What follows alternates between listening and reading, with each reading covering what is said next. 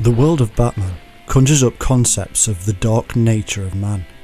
It reveals a sense of foreboding found at the edges of our imagination, and yet it also tells a tale of hope and resurrection of the soul.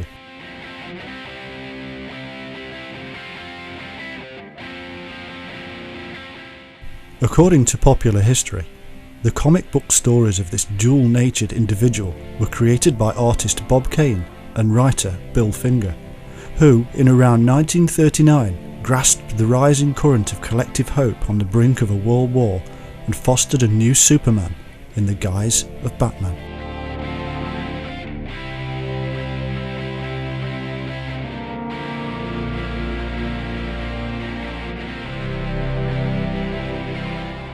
The story goes that the millionaire Bruce Wayne, so tormented by the violent death of his parents, decides that he needs to take revenge upon the criminals of Gotham City and searches his mind for an answer.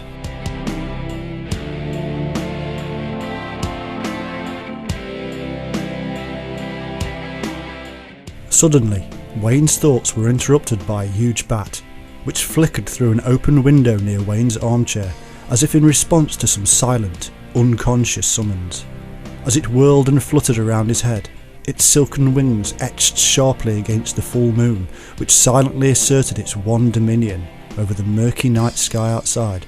Bruce Wayne realised that his grim musings had found their fulfilment. "A bat!" cried Wayne.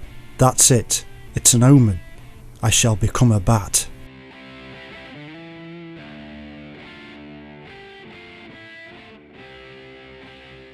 Wayne, following years of preparation, becoming a master scientist and training his mind and body, is now able to connect to his deeper, unconscious self and dark nature. He rises to the challenge from the depths of his unconscious cave and discovers a new creature of the night. In his conscious state, he struggles to deal with his own emotions, and so takes on the mantle of his deeper state. He now feels that he must overcome his own fears and become the terror itself.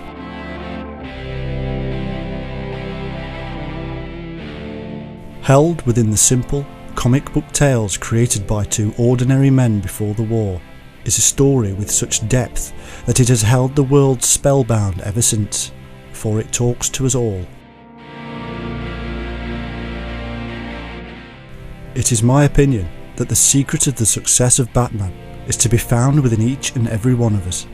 It is archetypal, an inner representation of our own foreboding, not of the world outside ourselves, but the deeper, darker elements of our own mind. Because this inner world is the same the world over, across cultures and across state boundaries, we shall discover that it is the element of the bat that shall be found to be one of the most powerful archetypal symbols of the dark nature of mankind. We shall also discover that this truth is not new, but instead something as ancient as man and his own consciousness.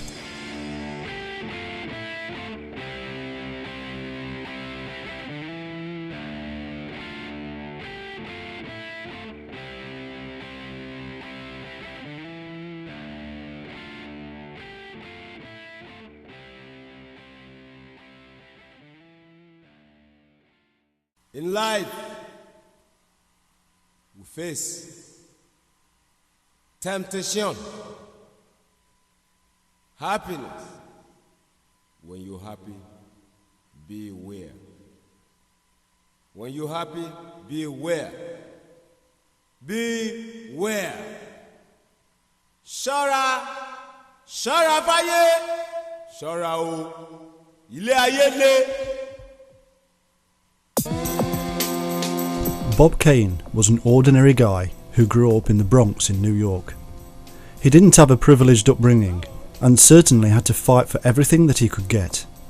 In many ways, this explains the later, almost defensive stance he took with regard to his creation of Batman, only later on in life mellowing slightly.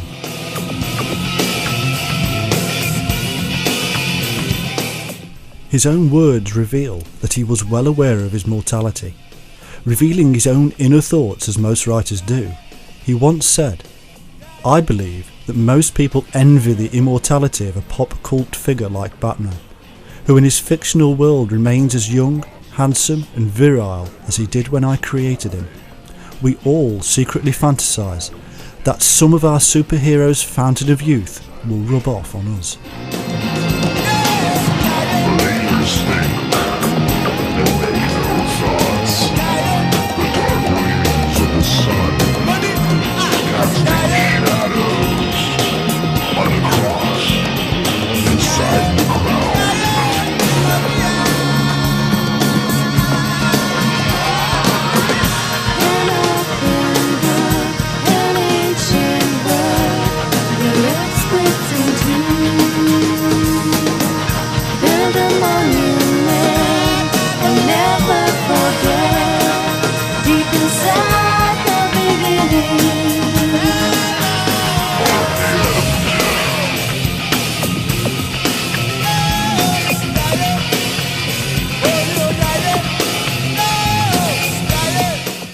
Cain was also aware of the subtle psychological world in which his consciousness would strive. He grew in a world that saw the rise and death of Sigmund Freud and Carl Jung, two of the founding fathers of modern psychology, who revealed the mystical elements of the deeper, unconscious self.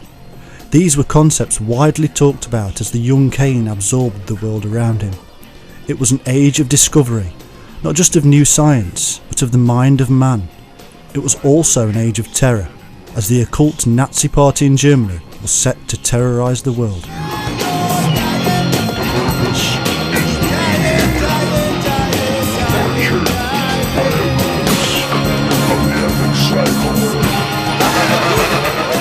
But Cain had an optimism grown out of his struggles as a youth, and he even read Goethe, the German philosopher, explaining that Goethe's philosophy suited his own. Whatever you can do, or dream you can, begin it. Boldness has genius, power and magic in it. Begin it now.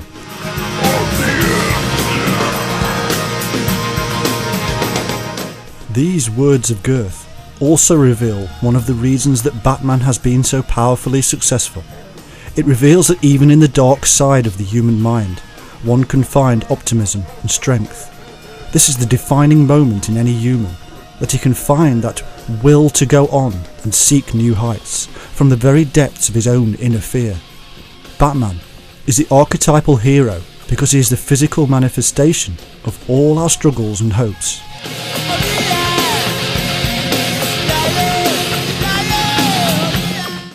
Luckily for Bob Kane, he intuitively knew what to do.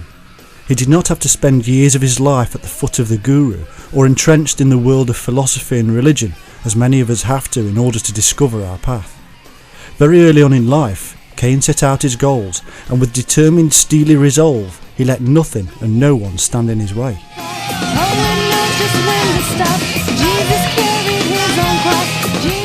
By the time the Second World War had come around in Europe, and America was gearing itself up to join, Bob Kane had absorbed a number of important and influential elements that led to the creation of Batman. Jesus carried his own cross.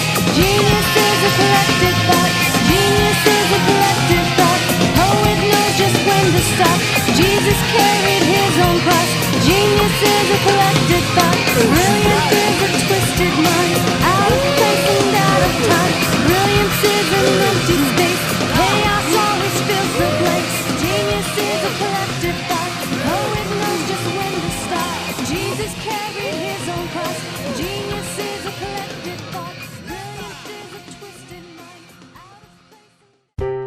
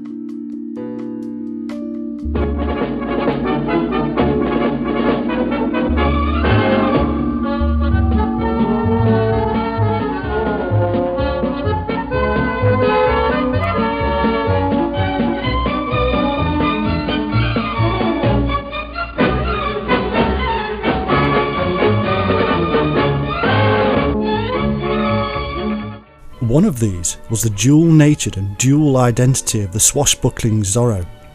During the daylight, Zorro was known as Don Diego Vega, a wealthy Mexican who at night turned into the masked crusader. The very term itself, Zorro, is Spanish for fox, yet another nocturnal beast like the bat.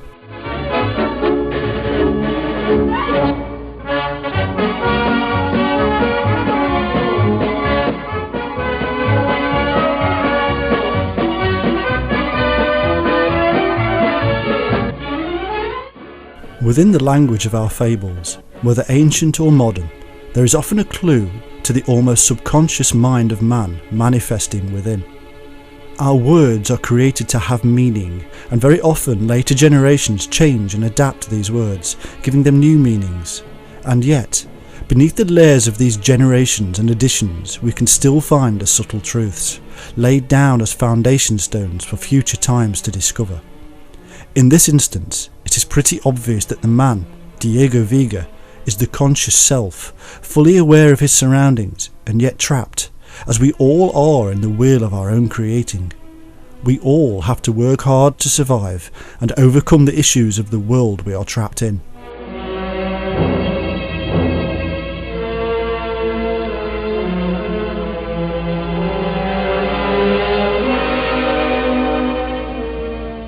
However, Vega is one of the brightest stars in the sky. It is the awakened state, as opposed to the dreamy, dark state of the night. It is the alter ego of the wily, nocturnal fox, or Zorro, the dual nature of man revealed in the language of the past.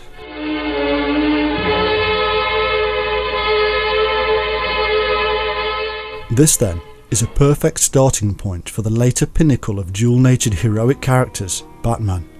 But Kane's mind was also racing with radio shows and stories such as The Inner Sanctum, The Witcher's Tales, and of course, The Shadow. One phrase from The Shadow stayed with young Kane so much so that he had to include it within his own biography. Who knows what evil lurks in the hearts of men? The Shadow knows.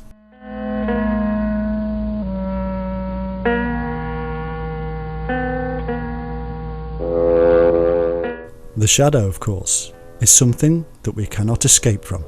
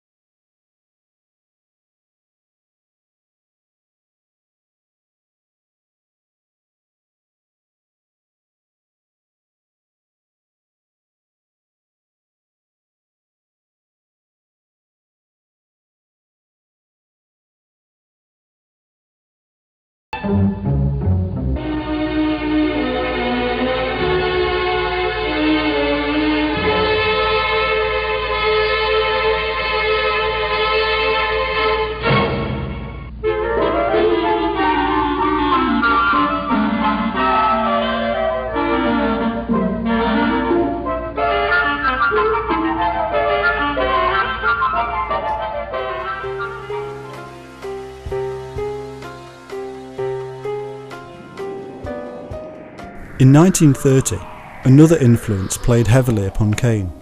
A film by the name of The Bat Whispers was released, following an earlier attempt entitled just The Bat.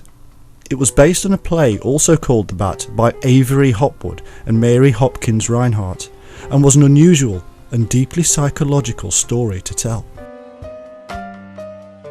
A terror has fallen across the city, a masked criminal who goes by the name of the Bat. This criminal of the night raids the homes of millionaires and eludes the police. A rich socialite settles into a country mansion where the Bat just happens to have stored his hoard, and so our criminal goes on a killing spree to get at his loot from a secret room inside the house. However, the dark truth of this criminal's identity is revealed to be one of the house guests. The dark nature, it seems, resides amongst us. The Batman in his guise is remarkably like the Batman created by Kane. He wears a black bat mask, has bat wings, and even reveals his symbol of the bat as a calling card, as a silhouette in a glow of light upon the wall. The only difference is that Kane needed a hero and not a criminal.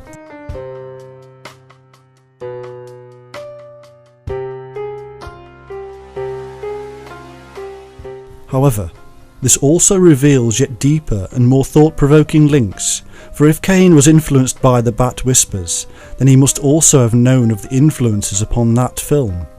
In 1915, Louis Foulade released a silent film entitled Les Vampires, which was widely popular, eminently stylised, and featured skulking masked villains.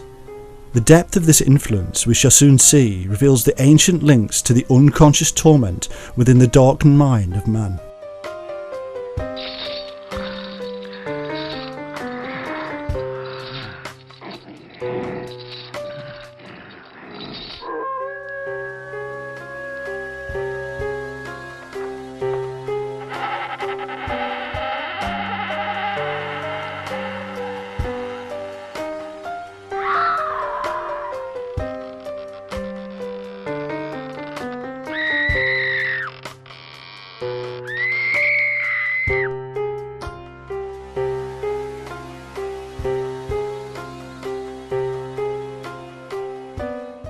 Another interesting influence espoused by Kane himself, and relevant today because of the infamous Da Vinci Code, is the Birdman drawn by the great artist, Leonardo da Vinci himself. In the words of Kane, "The second influence was a Leonardo da Vinci book I had seen. The book had a lot of inventions, including a flying machine. It was a man on a sled-like contraption with huge bat wings. Da Vinci had a quote that went something like this: 'Your bird will have no model but that of a bat.' There it was, from a book 500 years old. This Da Vinci flying machine is known as the Ornithopter, and does indeed look remarkably like a flying bat machine for man. There is even speculation that Da Vinci actually got the thing to work. In addition, many of the other machines, such as the helicopter, would later be used by Batman in his exploits. However, it seems that the Batman concept, the dark nature and the bat wings, had already previously been done in book, play and film, regardless of the images from a Da Vinci drawing that Kane claims to have seen. The truth of the matter is that this whole concept was not just inevitable, but that it had in fact appeared for generations, taking twists and turns in the psyche of humanity. One more influence, which opens up the world of the mind, played upon Kane: Dracula.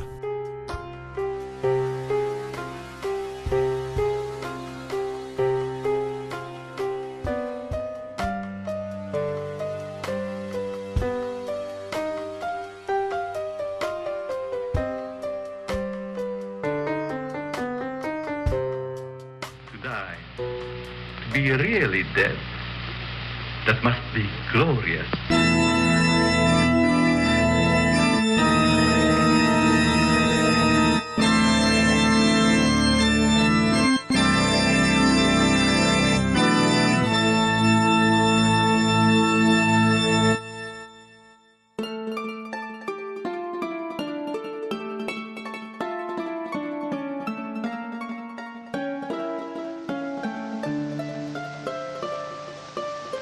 I am Dracula.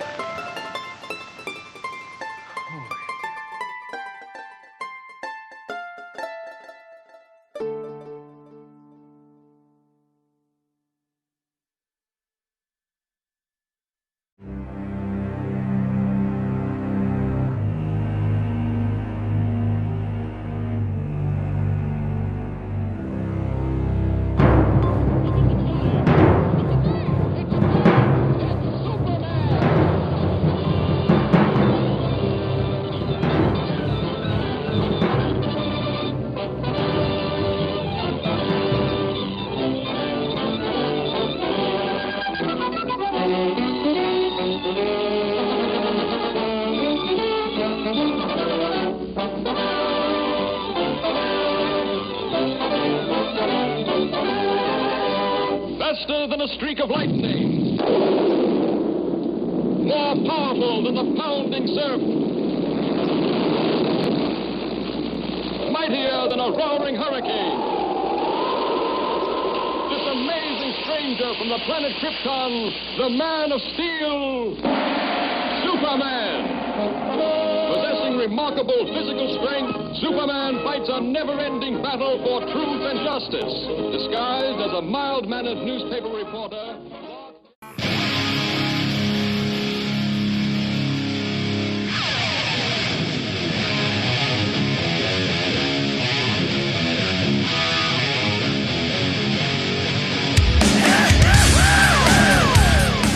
In 1938, the runaway success of Action Comics' Superman character prompted the national publications, later DC Comics, to search for yet more superheroes. Together, Bob Kane and Bill Finger created Batman, and the ensuing arguments of who created exactly what have been ongoing ever since.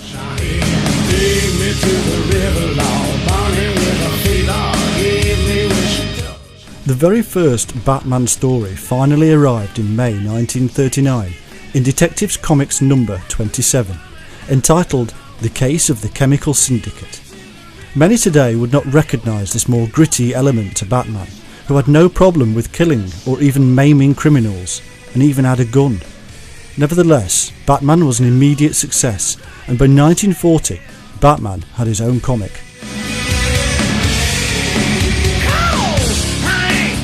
The huge success of Superman and Batman prompted a new genre, and soon they were appearing together in the world's finest comics by the fall of 1940. At this time, two additional writers were brought in, Jerry Robinson and Dick Sprang.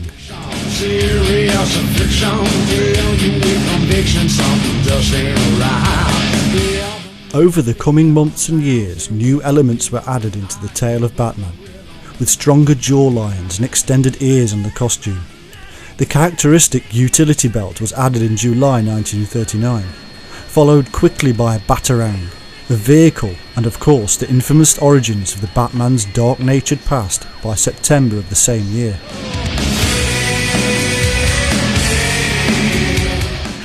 As early as November 1939, the rapidly softening edge of Batman resulted in the sidekick boy wonder Robin, who also had a dual identity as Dick Grayson. Robin was a warm-hearted but tough teenager and ward of Bruce Wayne. He is described as the daredevil young aide and young laughing Robin Hood of the day. He is also impatient, foolhardy, reckless, and the living hurricane. All of this in stark contrast to the controlled and logical mind of Batman, made for a perfect union and interesting tale. Sales of the comics nearly doubled overnight, and other newly created superheroes quickly followed suit.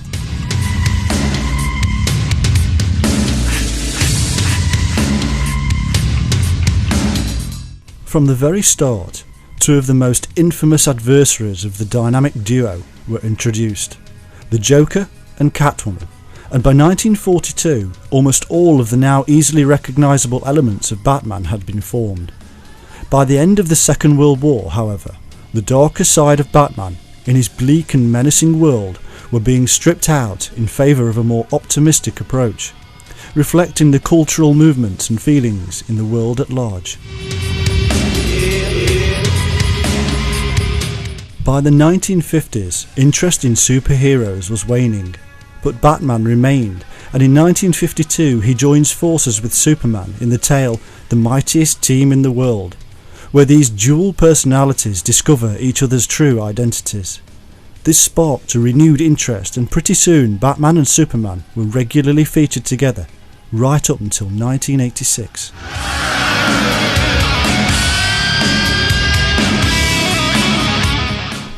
In this new post-war world of innovation, there was a distinct excitement among the general Western population for all things modern and specifically scientific. This created a desire to imagine a better future, and so Batman tales became positively more science fiction based.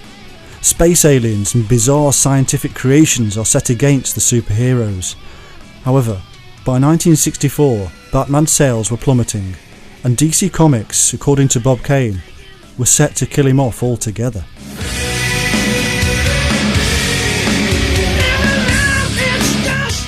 But then a new editor was brought in, Julius Schwartz, and radically changed Batman. In May 1964, the new look Batman was revealed, with a return to detective-style tales and the introduction of the famous Batmobile. Not to mention the new design costume, with the introduction of the yellow ellipse behind the Bat insignia. Almost all the 1950s science fiction-based characters were sent into oblivion, and even the much-loved butler Alfred was killed off and replaced with Aunt Harriet.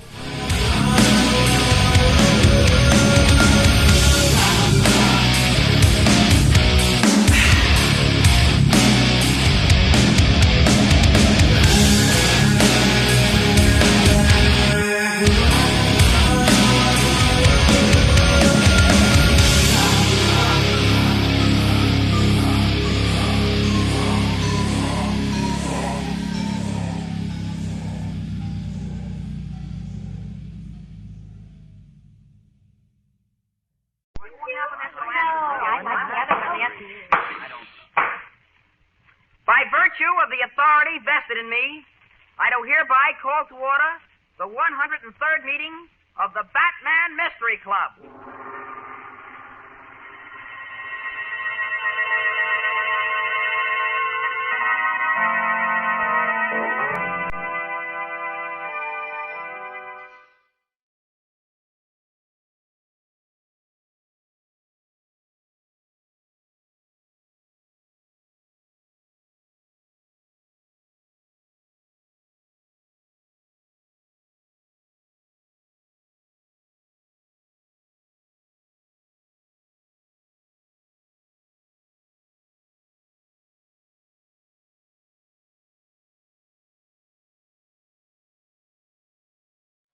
In 1966, Adam West debuted as Batman in the hit TV series, which also saw Alfred back from the dead, and introduced the feminine principle of Batgirl into a world ever more conscious of the general sexual inequalities.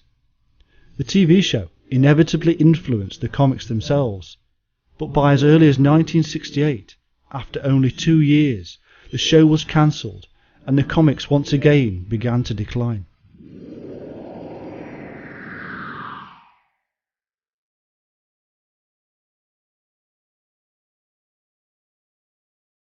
It was decided in 1969, mainly by writers Dennis O'Neil and Neil Adams, that the camp nature of the TV show and the copycat comic editions had caused the downslide, and so they returned Batman back to his original state as the grim avenger of the night.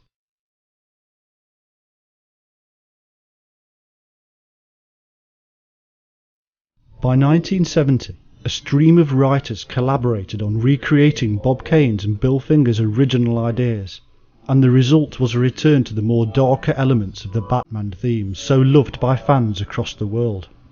However, popularity still decreased regardless, hitting an all-time low by 1985.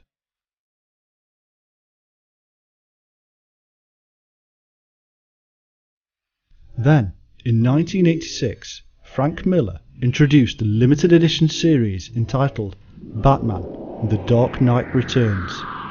This is the story of the now 50-year-old Bruce Wayne coming out of retirement to fight the modern-day criminals.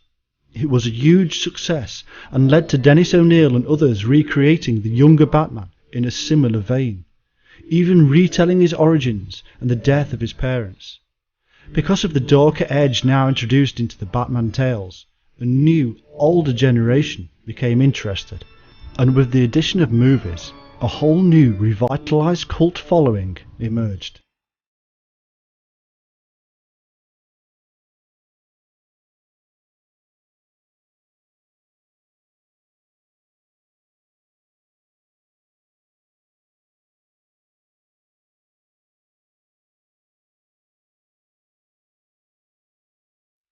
Today, Batman has yet again been recreated with even grittier, more realistic and psychologically dark tales, and a new success story is unravelling. What tomorrow may bring for our Dark Knight we cannot say, but judging from history, it will certainly follow the underlying psychology of the general population at large. And this has been true of not just Batman, but also the precursors of Batman, the vampire.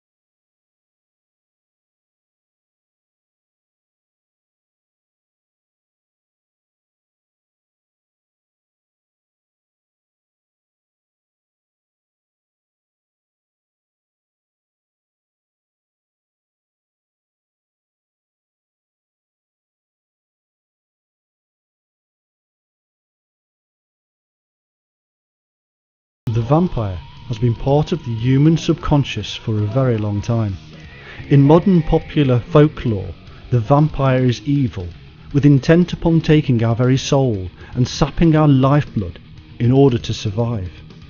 These concepts are deeply rooted in the fear of the unconscious mind, the dark recesses of our very selves.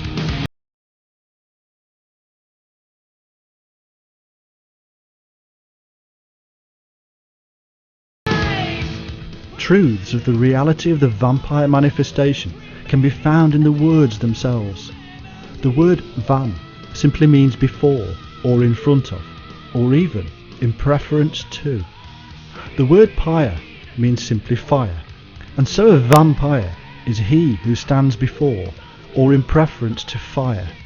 This can sound very strange and almost have no meaning until we dig a little deeper.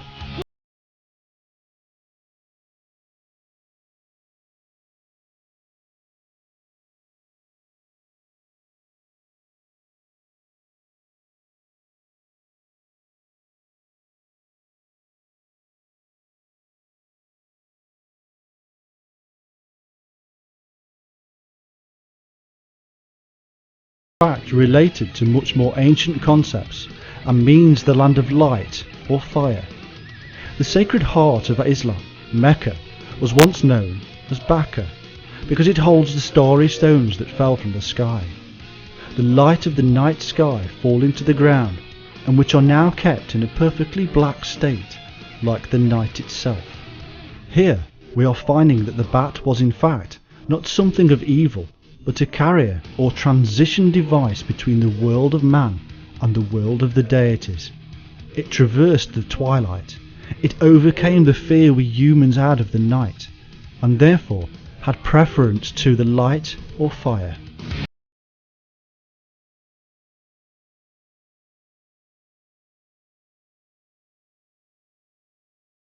This fire spoken of by our ancestors was a unique experience, enabled from within the dark recesses of the mind, known as the illumination, the fire within. Man would struggle with his fear, overcome it, and delve within the unconscious self to access the divine.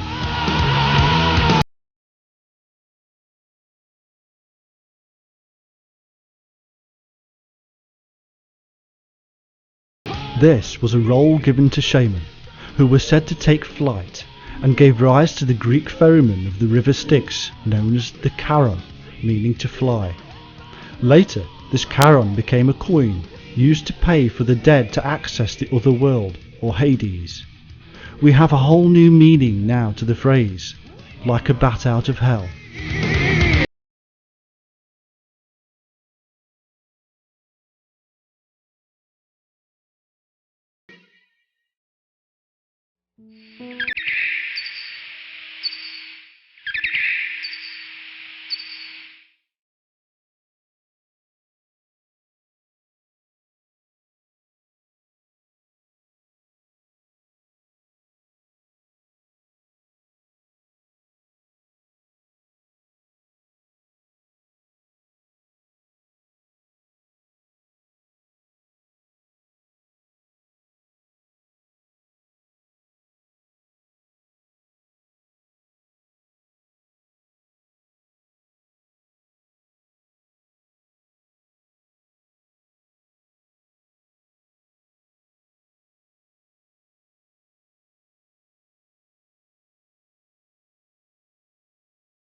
Because of the obvious pagan elements to these concepts, and because it spoke of a method of meeting the divine without the need for the church, the Catholic world erupted with propaganda and vengeance against all things bat-like.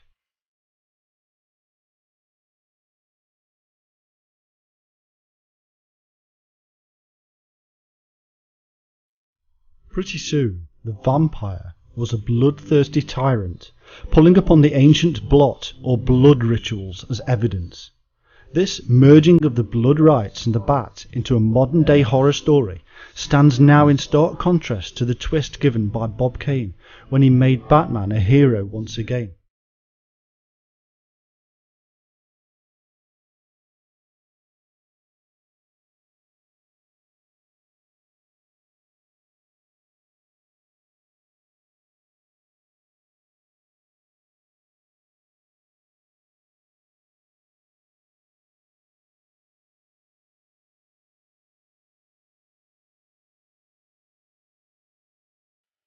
Even the very bloodlines of those in old Europe were tainted and given false histories. The dragon or serpent worshipping past that predated Christianity across Europe was sullied by naming Dracula, the archdragon himself, as the head of the vampire order. Evidence of this dragon-linked past comes through in many ways. For instance, the Magyar people have a name for the highest initiation available to the shaman, Tetatu, which translates as one who talks with dragons. In fact, these were remnants of a pre-Christian era that worshipped the serpent and utilised various methods of finding the fire within, including blood rituals and ecstatic states. This place of peace within one's own mind was known to the Hindus as the void, a metaphysical concept not easily understood in the classical Christian sense. In time, the word creeped into the Western language as Vidya, and eventually Wicca. This of course gave rise to the term we now have for those shamans of the past, witches. These were the ones who could access the other world on our behalf, and of course images of bats and serpents abound. They were also known as Charon due to their ability to fly.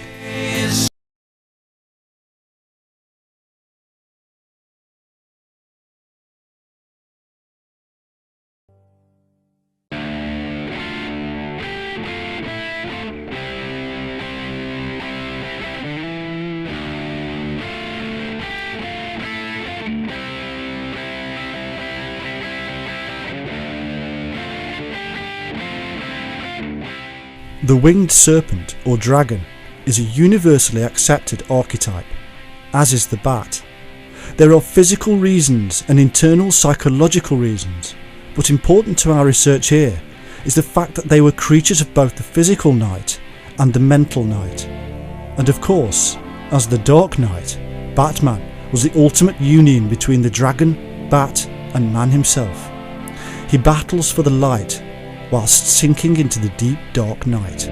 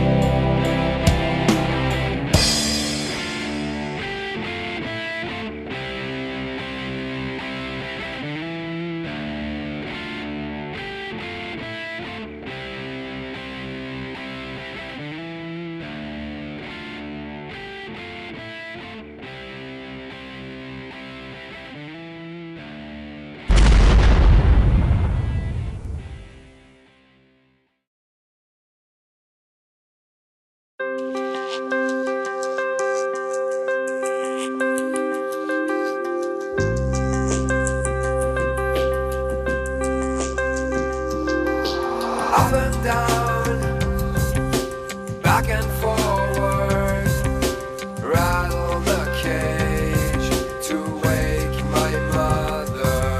From black and white dreams and colorful spells into a different set of rooms where we don't belong.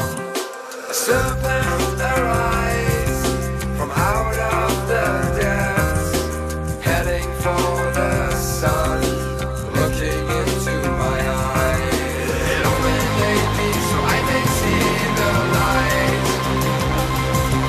Illuminate me so I cease to long for anything. Illuminate me so I can tell what's right. Illuminate me so I come to know myself.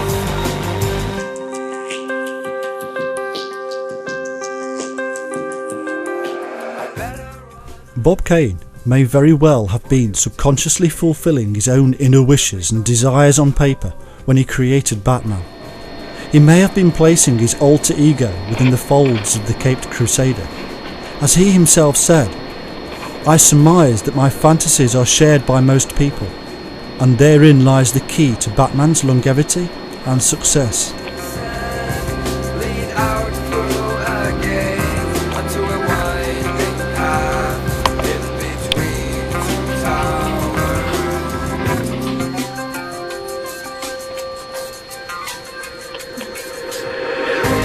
me so I may see the light. But this is the very essence of the process, a work on the self, a wish to be a better person and to overcome one's own fears. Kane's troubled boyhood fights and losses emerged as the victorious superhero, but this only turned the tables of a negative image for the Bat into something much more profound. The deeper insight comes when we understand that the Dark Knight emerged from a universal and archetypal link within ourselves.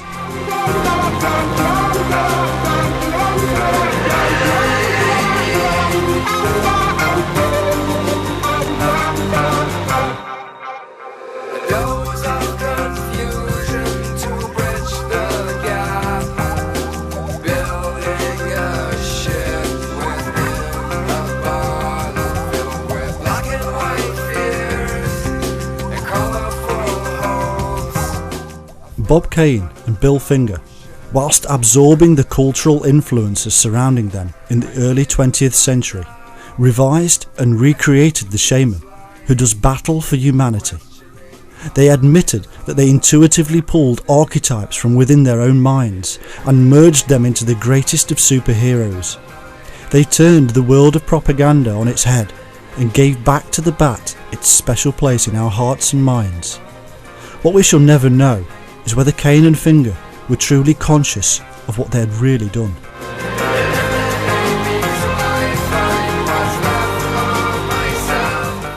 Batman, in one form or another, shall go on as long as man exists, because he is the drive, the fear, the tormentor, pressing us forward and goading us towards the light of a new dawn.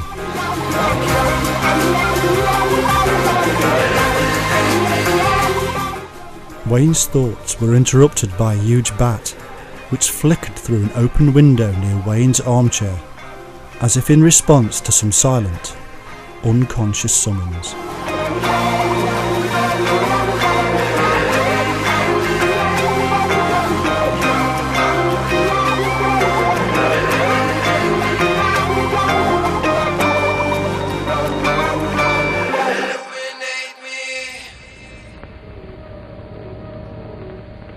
Creatures of the light, how can you say with absolute certainty what does or does not dwell within the limitless ocean of the night?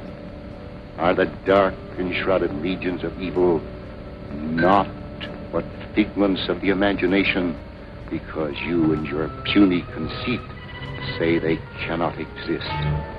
Whence came the story, told in frightened whispers down through the ages, of witch and warlock, werewolf and vampire, and all the spawn of hell, born on the sable wings of night to the unholy communion of the witch's Sabbath?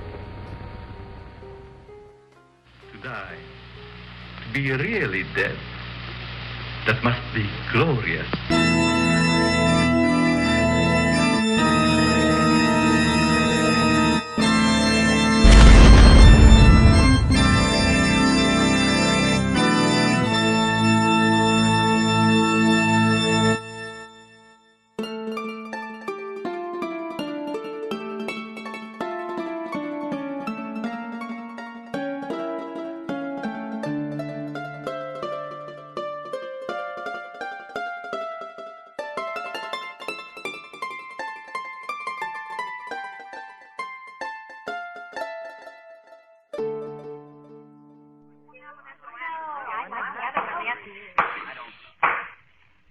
By virtue of the authority vested in me, I do hereby call to order the 103rd meeting of the Batman Mystery Club.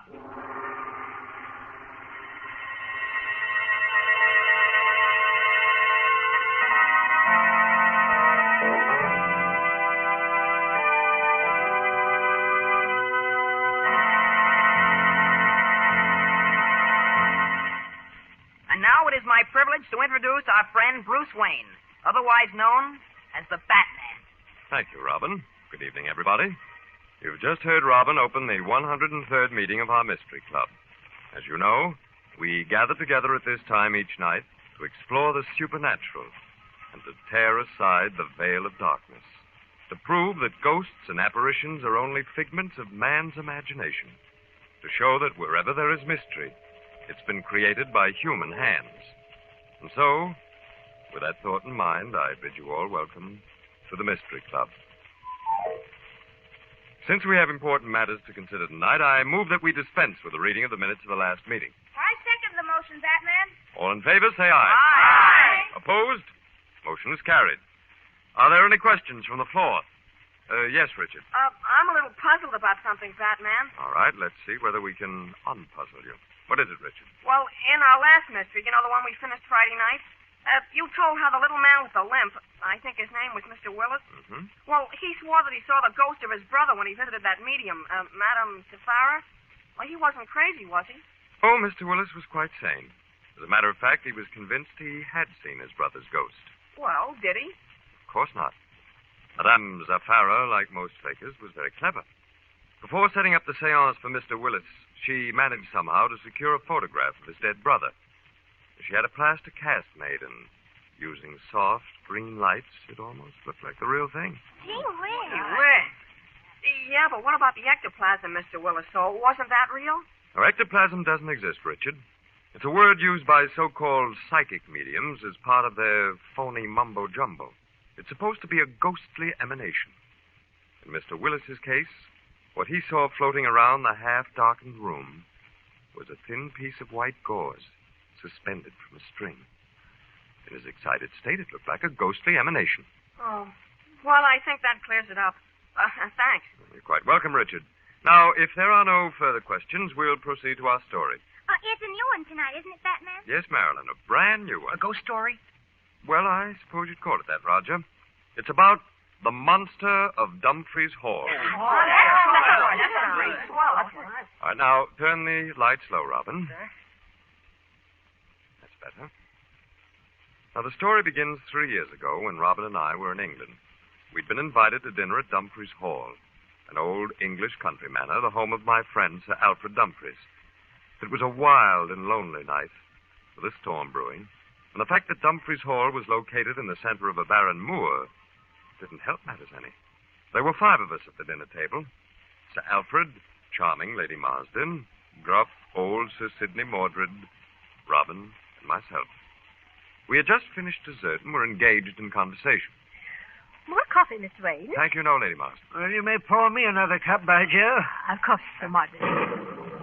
Oh, beastly weather. And beastly hole to be having it in, I must say.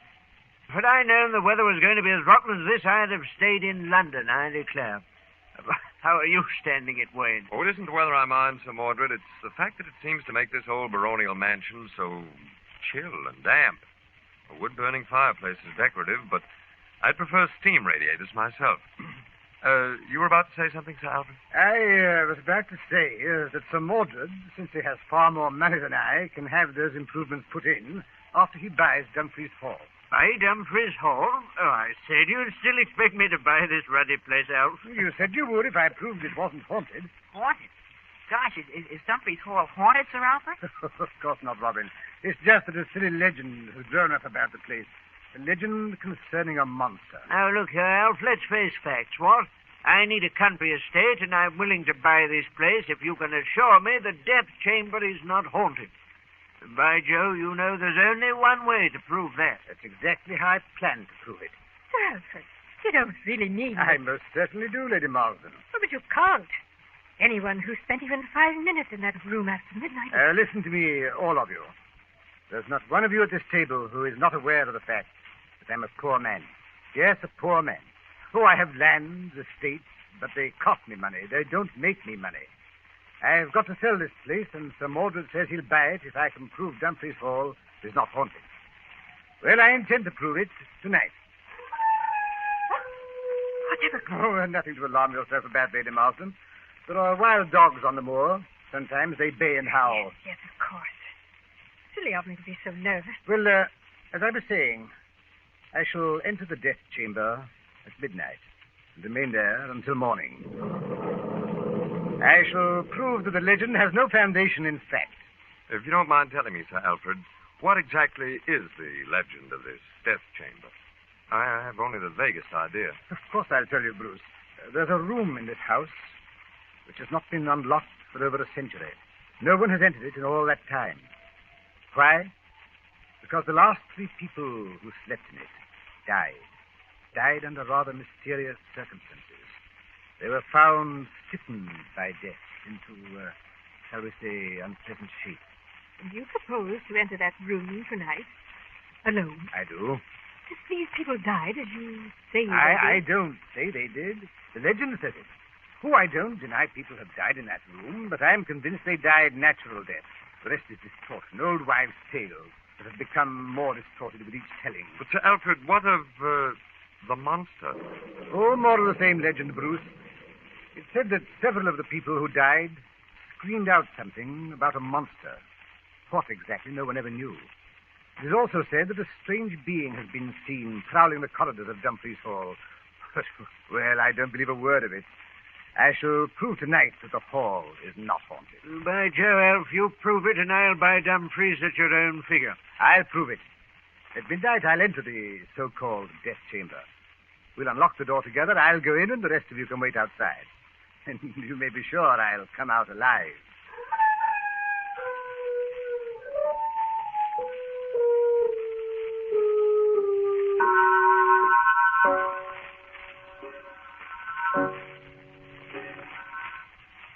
Well, it's midnight, Sir Alfred.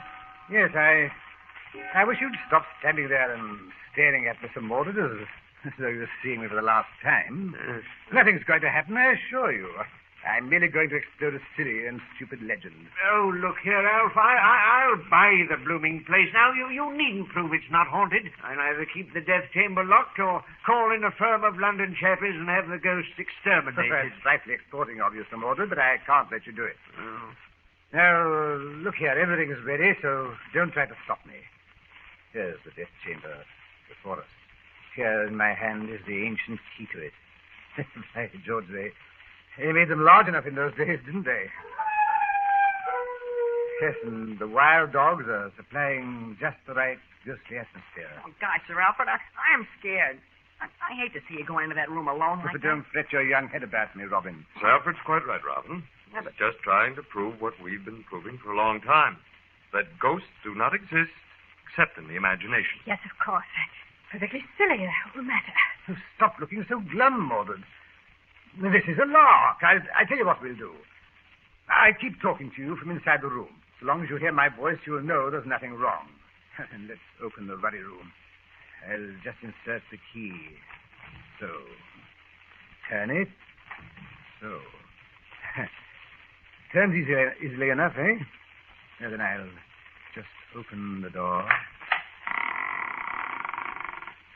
Now, if you'll just hand me that lighted candle, I'll go in. Alfred, by Joe, are you sure? Oh, come now, not another word, Mordred. Candle. Thanks. Well, here I go. Wish me luck. Good luck, old boy. Oh, I don't know why, but I have a feeling I could use a stimulant. Nonsense, Sir Mordred. But anyway, we must all of us stay here now. Yes, and keep talking to Sir Alfred.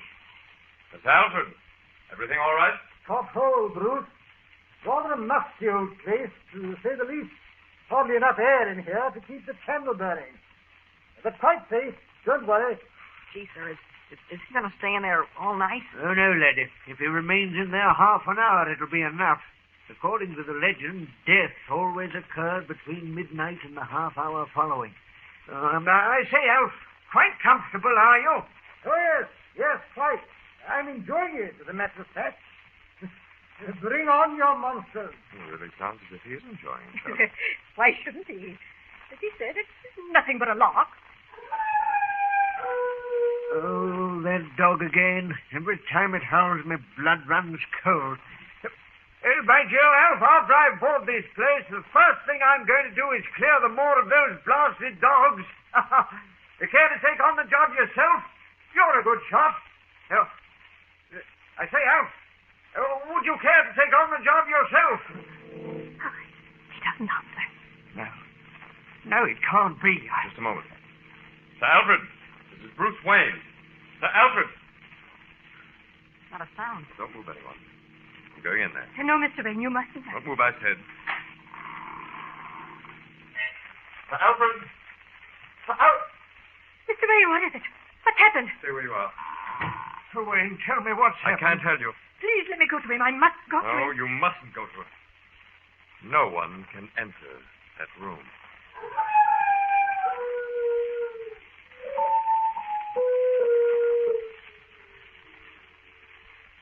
All right, Robin. Turn up the light. What happened in the death chamber, Batman? I'm afraid we haven't time to go into that tonight, Jerry. But what about poor Sir Alfred? Had he been killed by a monster or a ghost? How many times the Batman have to tell you there are no ghosts? Now, don't lose your temper, Robin. After all, Marilyn is a new member of the club. Be patient with her. All I can tell you, Marilyn, is this. No one else could have entered that room that night but Sir Alfred. There was only one door, and there were no windows. And yet, certainly looked as if someone or something had slipped in. But who? Well, perhaps we'll find out at tomorrow's meeting of the Mystery Club. And now, since time is short, I'll accept a motion to adjourn. Well, I move that we adjourn. Second the motion. All in favor, say aye. Aye. Opposed? Motion is carried. Close the meeting, Robin. By virtue of the authority vested in me, I do hereby adjourn the 103rd meeting of the Batman Mystery Club. The 104th meeting will take place tomorrow night at the same time over the same station.